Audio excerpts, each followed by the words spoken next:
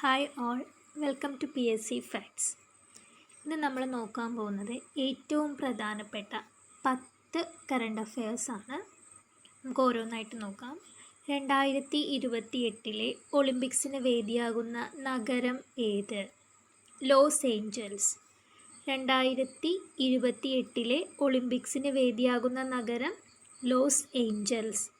2023 സംസ്ഥാന senior athletic meet കിരീടം നേടിയ ജില്ല ഏത്? 2023 സംസ്ഥാന സീനിയർ അത്ലറ്റിക് മീറ്റ് കിരീടം നേടിയ ജില്ല ഏത്? എറണാകുളം.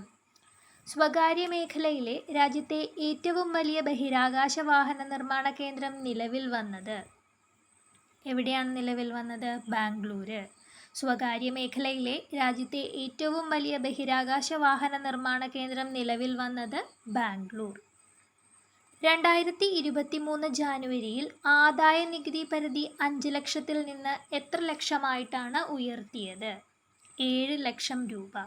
2023 ജാനുവരിയിൽ ആദായ നികുതി പരിധി 5 ലക്ഷത്തിൽ നിന്ന് എത്ര ലക്ഷമായിട്ടാണ് ഉയർത്തിയത്? 7 ലക്ഷം. ഇന്ത്യയിലെ ആദ്യ ദേശീയ ഭിന്നശേഷി കലോത്സവമായ സമ്മോഹൻ 2023 വേദി.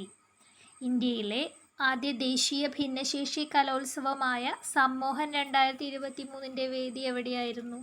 തിരുവനന്തപുരം.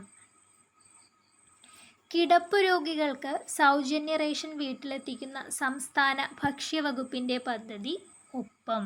കിടപ്പു രോഗികൾക്ക് സൗജന്യ റേഷൻ വീട്ടിലെത്തിക്കുന്ന സംസ്ഥാന ഭക്ഷ്യവകുപ്പിൻ്റെ പദ്ധതി ഒപ്പം. ഇന്ത്യയുടെ പ്രഥമ സൗര ദൗത്യമായ ആദിത്യ L1 വിക്ഷേപിച്ച തീയതി? 2023 സെപ്റ്റംബർ 2. ഇന്ത്യയുടെ പ്രഥമ സൗര ദൗത്യമായ ആദിത്യ L1 വിക്ഷേപിച്ച തീയതി 2023 സെപ്റ്റംബർ 2. 2023 US ഓപ്പൺ പുരുഷ സിംഗിൾസ് കിരീടം നേടിയത്? നൊവാക് ജോക്കോവിച്ച്. 2023 US ഓപ്പൺ പുരുഷ സിംഗിൾസ് കിരീടം നേടിയത് നൊവാക് ജോക്കോവിച്ച്.